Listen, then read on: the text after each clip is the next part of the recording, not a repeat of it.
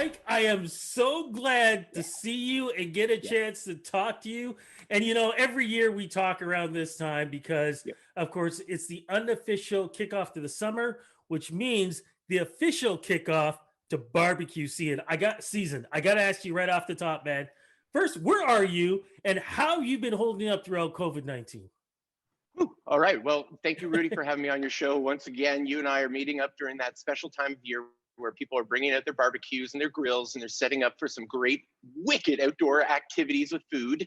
I've been holding up pretty all right. I mean, the last, what is it, almost 15 months now that we've Yeah. been kind of living through COVID. A lot of that work I was doing at home, but these days I'm able to kind of get into the Grill Academy by myself here at the Grill Academy, located in Vaughan, Ontario, Canada. Rudy, you know it. This was the place that we would teach night after night after night, bringing people's grill game to the next level. Now we've been doing it virtually, on our social media platforms, Facebook, Instagram. Weber Grills CA is where we've been bringing the action to the people and engaging. And it's been fun. And so I'm here at the Grill Academy. And I'm grilling up a little special treat for you and I, to have virtually. Yeah, that's right. Fantastic. Look, let's get into the barbecue business right now because one of the most important things, especially because people are at home now as we Yep. speak. We're on lockdown, which is going to be a little bit longer. So people are going, you know what? I'm going to be home. I can't go out anywhere. I want to barbecue at home. There are going to Yep. be first timers. There's going to be, professional chefs. Oh, yeah. What new barbecues can we use to barbecue on? Because I know Weber's always got some great systems to work with. Yeah. You know it. You know it. I We were know. born out of the 50s from charcoal grilling. In the 80s, we got into the gas grilling and really kind of took over a lot of that. But these days in 2021, it's about smart grilling. It's about taking the guesswork out of your grilling game. It's about having precision results because we all know that food prices are expensive these days. Yeah. Produce, proteins, and you want to have optimum results each and every time you go to serve that to your family, to your friends. And I know we may not be entertaining heavily in our backyards or our homes these days, but we may have a family member that we're taking care of, and we want to make sure that the food is great. And so I'm talking about smart grilling. Could you imagine taking a Genesis grill that we, brought to life in 1985 and here in 2021, connect a smart grilling attachment to it, that being Weber Connect. And what I mean by that is having a monitoring device on the side of your grill, Rudy, where we're able to monitor the temperature of the grill. We're able to monitor the internal doneness of the food by using probes. And by way of our phone, we're able to just sort of keep track of temperatures and have, again, alerts telling us when our food is even ready to flip. So that's pretty cool. So that makes it so that you're not messing around a lot with what you're cooking because one of the things that we've talked about, and we're going to talk about this again today, is people like to poke and squeeze and do all these things, and we're trying to eliminate that because we lose, as I've learned from you, you lose the juices of what the food is supposed to be. Yeah, we talk about it, you and I, year after year, that I'm not a big fan of poking and prodding of the food or even slashing into it to see if it's of its proper doneness. I like using thermometers and or even a timer. If you know your steak thickness and you've done them so many times, you can get to a point where it's really like 4 minutes aside for a nice medium rare steak if the steak is 1.25 inches. But that's timing. Thermometer checking is where it's at, so by probing into the thickest part of your chicken breast or your steak or your roast, your prime rib roast, you are now looking, minute for minute, second for second, where the temperature is climbing. And then from there with Weber Connect, you even have videos, little vignettes on how to properly season your food. So if you're not into reading, you can be into watching videos. And so again, we used to have a thing called iGrill where it was sort of helping you guide yourself through the grilling. This is like having a little sous chef on your shoulder with Weber Connect, telling you, flip your food, hey, it's ready, pull it off the grill. And then within that, recipes galore. So what I have here, Rudy, and I'm not sure you can see that, is I have our Genesis EX335 with that Weber Connect right here and under the lid. And always we reach for the lid with grill gloves on. You have to imagine that all parts of the grill are hot. And here, reverse sear, I have a beautiful roast. And would you like me to take you over there? Why don't Yeah, we if you just don't look mind, there? I'd love to Yeah, get a close look. of course. You might be able to use that for B-roll. So Ah, here we have our beautiful ribeye. All right, bone has been removed, probe has been inserted. Here we have our Weber Connect telling us the temperature of our steak, but the temperature of the grill. Because the lid's open, the temperature is dropping. But here, this burner is turned off, and these burners are on, and all that heat is swirling around the steak. Later on,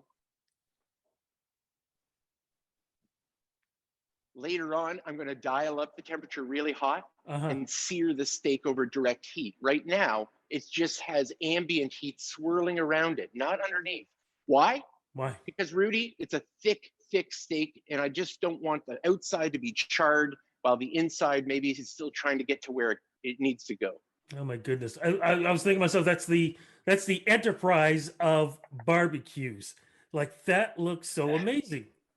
Well, I'll take you on a tour again if you like. What we have here is, yes, a gas grill with that wonderful technology, taking the guesswork out of your grill game. Weber Connect even Mhm. tells you if you're going to be low on fuel.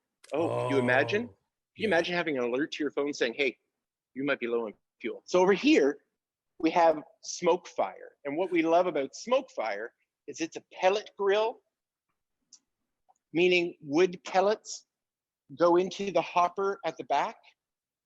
Wow. And here, I'll put you back here. Yeah, I want to hear more about this one too. And the reason why is because I mentioned this earlier. I've been seeing a lot of big people purchasing that particular one this year. Like that seems to be the hot item for barbecues this year. Well, because it is having world-class barbecue food in your backyard, but without that babysitting or having to monitor it and check on it all the time, because it's feeding the fuel and the flavor, those pellets, Hmm. into a fire pot. And from there, the fire pot gives off heat, but it's deflected. So it's not just directed at your food, it's spread out. And Hmm. over time, you will get a beautiful pulled pork out of that, using a pork shoulder, slow smoking it, a brisket. Ribs are phenomenal on the smoke fire. But why I think people really enjoy it is that it also is a versatile pellet grill, meaning it gets up to hot, hot temperatures, 500 degrees, north of 500 degrees Wow. for searing steaks. So a lot of people would buy that and think that they'll have great ribs and slow and low cooks, but you can also have fantastic results on the burgers, the steaks, the chops. So here's the thing, because of course I'm still a novice to this, and I'm always learning from No, you. you aren't. So we, so we've always talked about charcoal. We've Yeah, talked about gas. Is this yeah. sort of like a third choice? Wow, yes. How about that? In the category of grilling, yes, there was charcoal. We all remember charcoal way back in the 50s. That's really where it took storm. And then in the 80s, gas grilling kind of became the thing. Mhm. Convenience. People love coming home on a Wednesday night and firing it up and being able to get food out quickly. Flavor's a little different than charcoal. But then pellet grilling. Over the last 20 years, pellet grilling has really taken people by storm as well. And so now Weber, whether it be charcoal, gas, now pellet, we can be there with you in that backyard experience. Why not? That's amazing. Look, you said you had something you wanted to show me too, because you had some cooking going. Yeah, you got the bowl in your head. What's happening right now? Okay, well, you know that when I'm doing a big old, ribeye steak like we have on the grill behind me, Mhm. when it's done, I'm going to give it a rest under some foil.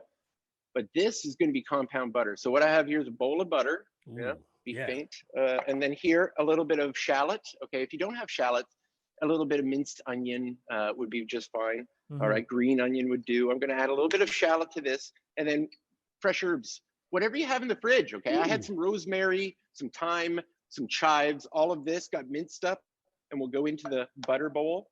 And then look, as weird as it might sound, how about a little bit of Parmesan cheese? Oh yeah. Oh, yes. All Yeah, right, a yeah. little bit of parm, a little bit of pepper, and then from here, Rudy, that's a lot of butter and a lot of ingredients for one steak. That's because I'm going to mash and mix this up together and roll it into a log using a little bit of parchment paper. And then when I have, a little bit of fish that I want a quick little saucy component, I can cut a coin of this rolled up butter and place it over the steak, the fish, the chicken, and it's just this really quick thing that you keep in your fridge for a Oh, sauce, you know? that's amazing. Yeah, you Absolutely know. amazing. As you're preparing that right now, I want to go back to some of the questions we usually talk about on, Yes. you're getting your barbecue. We just talked about purchasing barbecues, but if you have a Weber barbecue at home and you're Yeah. pulling it out for the first time for the season, what are some of the things that you need to check on, look at, just to make sure you got things prepared properly? Well, I gotta say, a lot of people, yes, are pulling out their grills for the season, but being where we live here in the Great White North, some of us are year-round grillers. And so when I suggest people are pulling out their grill, make sure you give a good inspection inside the cook box. You probably put it away nice and clean. I hope you did. Mhm. But if you didn't, make sure that you get in there and with just a putty scraper, plastic putty scraper, get in there, scrape the walls of your cook box down, take a nice bristle brush and go over your burners and make sure they're not plugged up or any debris in there as well. From there, you could take some hot soapy water to it, but nothing, heavily chemically charged, and just kind of clean it out. Make sure there are no bugs or spiders that have Yeah. decided to make a home within your burners. At Weber, we're very proud that we've, for years, have put little mesh screens around components of our grill to mitigate that whole spider wanting to make a home in your barbecue. So give an inspection. And if you're really concerned about like leakage of gas, or if you have like a liquid propane hookup, take some soapy water and just go over the hose. And when you turn on your gas and you turn on your burner, if you see any bubbles develop, well, then you might have a hole in a hose and you want to replace that. So, yeah, it's always good to give a good inspection before you get into that heavy season of grilling. And then how about this? Treat your grill like an indoor appliance. Clean it. Make sure that you're ready to go each and every time. Don't let stuff sit in there. You'll get years and years out of your grill if you keep it clean. I'm just curious, can you still use people? And I know I've done it. You put tinfoil over the grills on the inside. Do people still do that, or did they stop doing that? Do you just, grill just the way it is? I always clean my grill. I'll preheat my grill. I'll use a Mhm. nice bristle brush to clean it. I always inspect my bristle brush before I use it, Yeah. and then from there, I guess what I'm saying is the tinfoil trick. I worry about overheating inside of your grill and other components frying out from such excess, because I think that's what it does. No, it Yeah. accelerates the heat within your cook box. I would be just worried that some of those components would get overheated. That's all. Okay, so no, no, no on that. Let's go over to, and you mentioned it earlier, but I want to go over again because I want to make sure it's clear for people. The differences, since now we've got the big three. What's Yeah, the difference having charcoal? What's the difference between having gas? And then, as you mentioned earlier, the chips. What is the yeah, difference when it comes to flavor in your food? And yeah. what meats or foods are the best for charcoal, gas, and chips? Very good. Okay. Well, with charcoal grilling, I grew up in a home where my grandfather was all about charcoal grilling, and that woodsy aroma that you get, that char on your food from charcoal grilling, it's a smoky aroma, and with that, it pairs nicely with steaks and burgers and chicken and chops, even pork tenderloin, really nice, Mm. as well as pork shoulder. Charcoal is this fantastic flavor that really goes with so many robust foods as well. Maybe not so much with the desserts, but then moving into the gas. Well, now it's like having an outdoor oven. You're able to do by setting up burner configurations. You're able to bake inside of your grill without having lots of woodsy aroma on your baked breads. Maybe you don't want lots of woodsy aroma on your baked desserts. We do cakes in the grill all the time. Pies. We want to make sure that we don't maybe have those be smoky. So there's where gas benefits, and not to mention the convenience, the ease, the fast preheat, that sort of thing. Charcoal takes a few extra minutes because you're lighting up a chimney of charcoal to get it going. But Mhm. then we roll into pellet, and that's where our pellet grill, the smoke fire, it's really nice for your ribs, your slow and low cooks, the brisket that's going to take 12, 14 hours, the pork shoulder that will take 9 to 10 hours, ribs, whether they be beef or pork.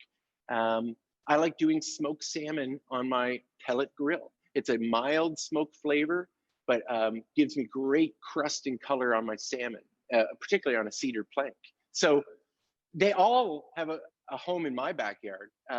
Though some people may not, need a gas grill. Maybe they're a purist and love their charcoal. Maybe somebody wants that backyard barbecue that they don't need to babysit with smoke fire. So it really is a grill for your lifestyle. And heck, if you're not into any of that and you just love to just go all the time, you can get a portable grill too. We have this fantastic new grill called the Traveler. So wherever you want to go, you can take great backyard barbecue with you. You That's know? amazing. You know, you talked about lifestyle. Lifestyle has been changing. The word vegan has been very popular for the last couple of years too. Yep. If you're vegan and you want to barbecue, what are the good things that you can use? I mean, we have these amazing, like, non-meat products going on. Some are good, some aren't. What would you suggest in the vegan world? Wow. Well, with in the vegan world, I really like grilled vegetables. I love smoking a brick of tofu. You can take a firm brick of tofu, extra firm that is, Mhm. maybe marinate it in a little teriyaki and then slow smoke it on your grill. And I find that my vegetarian and vegan friends enjoy some of that food, but it's colorful and it's undeniable that aroma of on the grate coming into contact with your food. Now, I'm not sure if the Impossible Burger is a vegan, check on a vegan list, but I do find those tasty. But again, I'm not sure that really quantifies as or qualifies as a vegan dish. But are you vegan, by the way, Rudy? No, especially after watching you barbecuing for the last year. I mean, I'm just like, it's tough, man, because your food is always looking great, which is what we're kind of preparing right now for. So it's kind of tough for me to go completely vegan.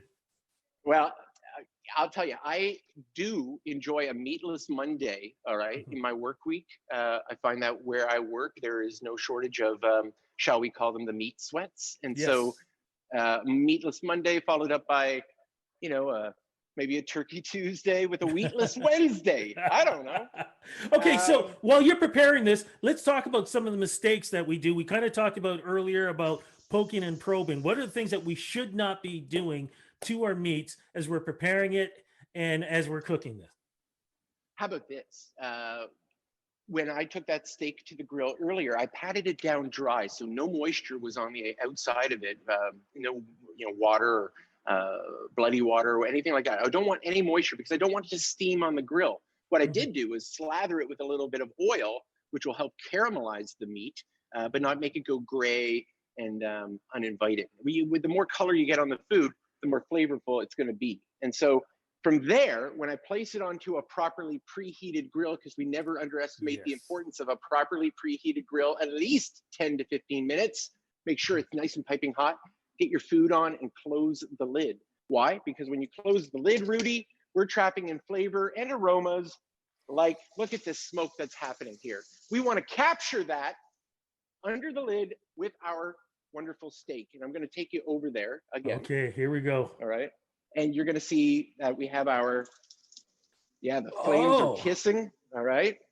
and that was And just a that's, short time, too. yeah. Oh, yeah. So, well, I'll say it's a longer process to do a reverse sear steak, but at the end Mhm. of it, what you'll have is a better inside doneness with a lovely crust on the outside, which I'm doing right now. And the crust is only because I'm using the sear station within that EX335 Genesis, baby. Mhm. I'm just getting a minute aside over the sear station to give me a wonderful crust, okay? And then when we slice into it, it'll be beautiful crust and then medium rare, And I'm going to know it's medium rare because of the Weber Connect right here telling me the temperature right now of our steak is floating around 112 degrees. When it Wow. gets up to 125, Mhm. well, I'm going to take it off, tent it, and the residual heat will carry it up to medium rare 135. Crazy, Amazing. Crazy. crazy. We talked about, vegan food and other different types of food.